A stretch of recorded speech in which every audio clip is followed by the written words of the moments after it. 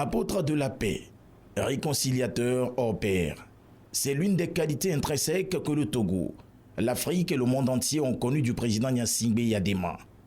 Tout au long de sa gouvernance, l'homme s'est imposé comme un défenseur des valeurs humaines que sont l'amour, l'unité et l'acceptation de l'autre. Sa conviction part d'une sagesse africaine simple mais profonde. Si la case de ton voisin brûle, il faut l'aider à l'éteindre, sinon la vôtre prendra feu. Une sagesse qui l'a amené à prendre son bâton de pèlerin, prêcher la paix et agir pour la réconciliation entre les chefs d'État africains, entre les peuples et les nations.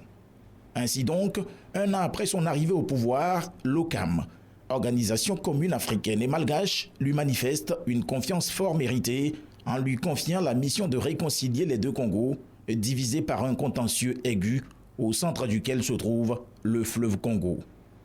Pour un coup d'essai, ce fut un coup de maître. Le général Gnassingbé Eyadema réussit tant bien que mal à faire parler les deux camps d'une même voix. Cette stratégie de médiation a une fois de plus été au rendez-vous en 1972. Le président Gnassingbé Eyadema lance un autre pari diplomatique. Réconcilier le président nigérian, général Yakubu Gowon, et ses homologues ivoiriens et gabonais, Houphouët-Boigny et Omar Bongo, qui soutenaient alors la sécession biafraise. Profitant de la présence des deux chefs d'État francophones au sommet de l'OCAM à Lomé, le général Eyadema reçoit en visite officielle le président nigérian, organise des rencontres entre eux et parvient à les réconcilier. Encore un coup de génie diplomatique. Mais parmi les médiations entreprises, l'une s'est avérée plus ardue, celle entre le Mali et la Haute-Volta, aujourd'hui Burkina Faso, qui finit par un début d'affrontement entre les armées des deux pays. Il fallut beaucoup de ténacité, de pugnacité et une part de psychologie au président Eyadema pour réconcilier les deux frères ennemis que sont les présidents Moussa Traoré et Sankoulé Lamizana. Résultat, échange suivi de poignées de main, puis accolades à l'aéroport de Lomé qui surprirent bien d'observateurs du conflit. C'était le 26 décembre 1974. En Afrique, le président togolais devient désormais incontournable chaque fois qu'une case brûle dans un pays frère.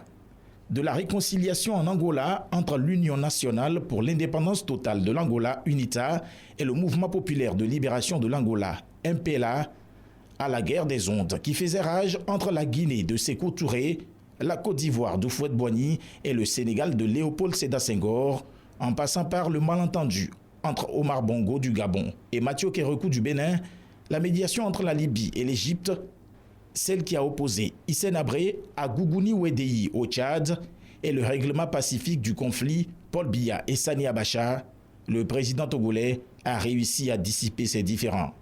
Le Togo s'était alors taillé la réputation de terre de dialogue et le général Gnassingbé Eyadema celle d'un réconciliateur hors pair. C'est autant de réussite dans les médiations interafricaines que lui a reconnu le Libéria en novembre 2024 à travers une salle dédiée en son nom à l'université Prince Yormi Johnson. Preuve de la reconnaissance envers un homme. Un africaniste dans l'âme, un universaliste dans son combat fervent pour la paix dans le monde, dont l'héritage a transcendé les frontières et dont le Togo jouit de nos jours par la gestion et le règlement des conflits en cette période de troubles en Afrique.